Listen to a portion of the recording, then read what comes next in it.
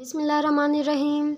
अस्सलाम वालेकुम स्टूडेंट आज हम एक्सरसाइज 4.5 का क्वेश्चन नंबर 2, 3 एंड 4 सॉल्व करेंगे इंशाल्लाह ताला।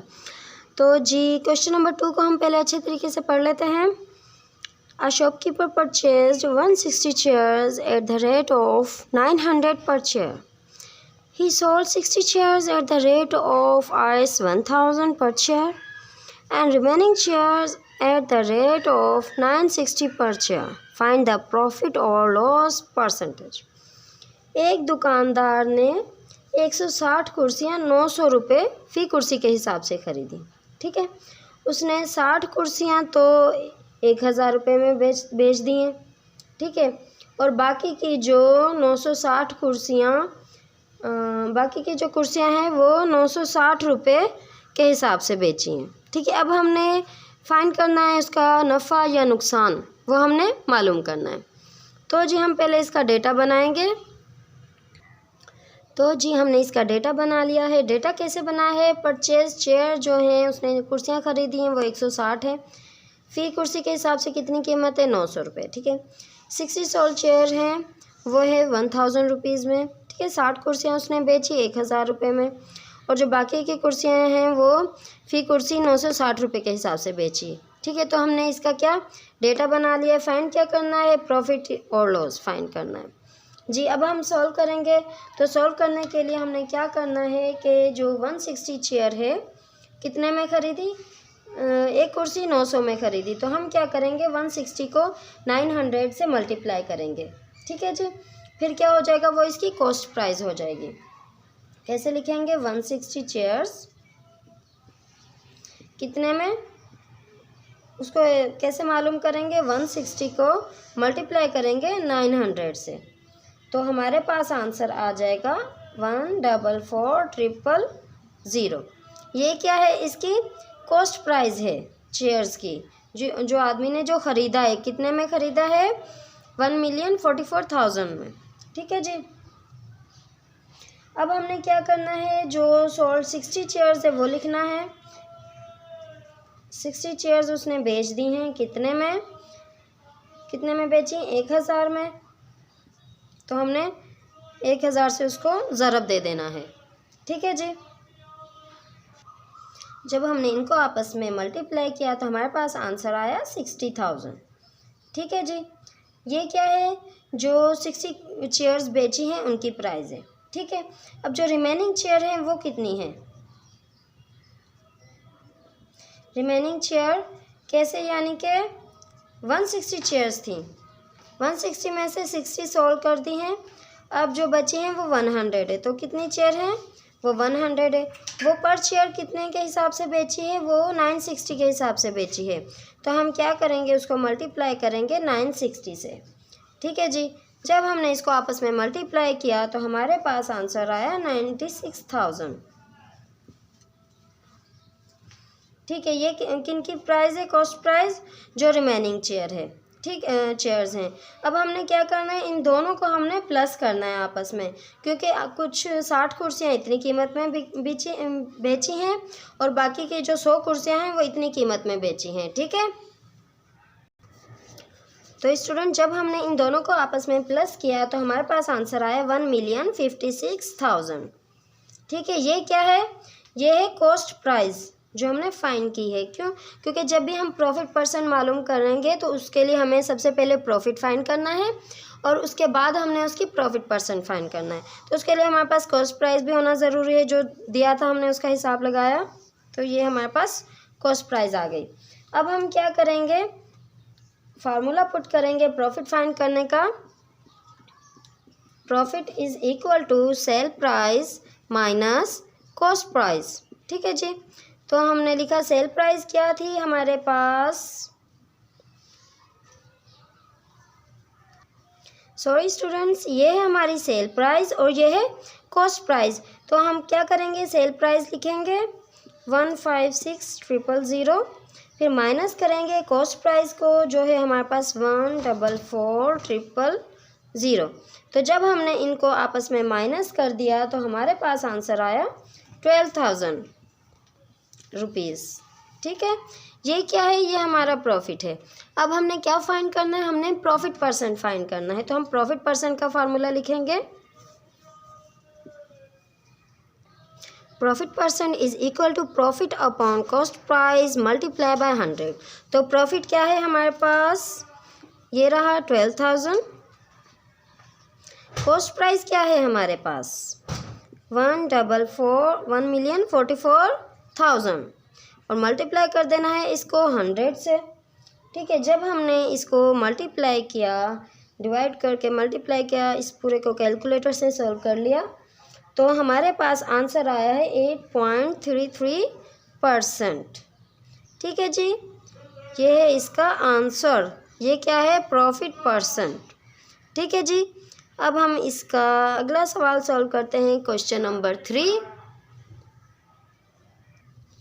तो जी स्टूडेंट, हम क्वेश्चन नंबर 3 को भी अच्छे तरीके से पढ़ लेते हैं।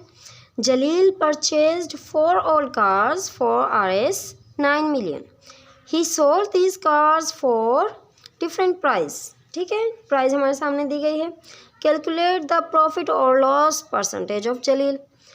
जलील ने 4 पुरानी गाड़ियाँ 9 लाख रुपए में ख़रीदी हैं, जबकि हर गाड़ी अलग अलग कीमत की फ़रोख्त हुई है। ठीक है, हमने इसका नफ़ा या नुकसान मालूम करना है। तो जी इसका भी हम डेटा बनाएंगे पहले।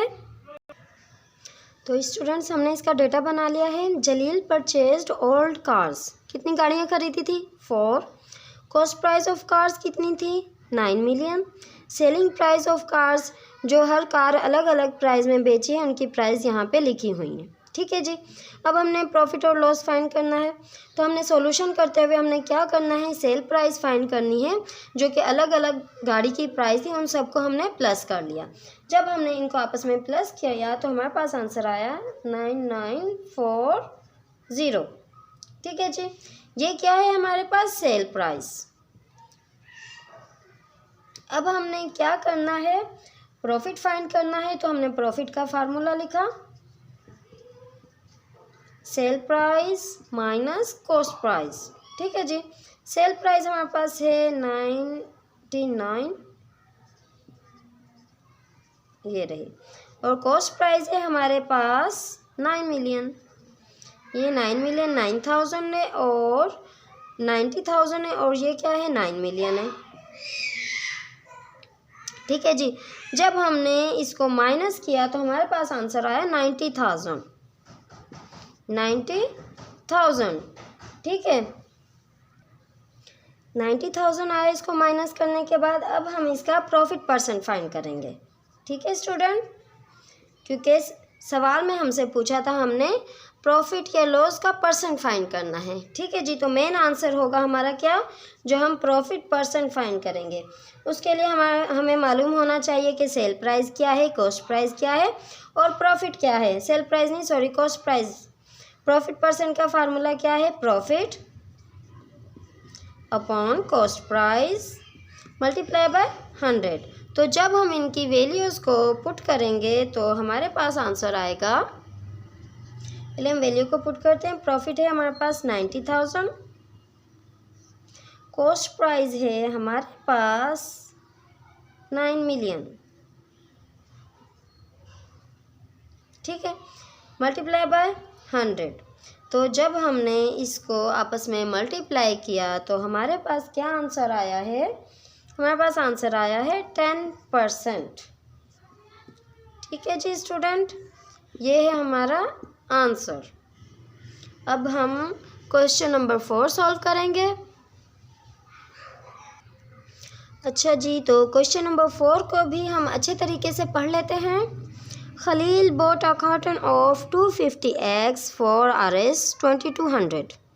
Out of these, 20 eggs were rotten and 10 broken during the transportation.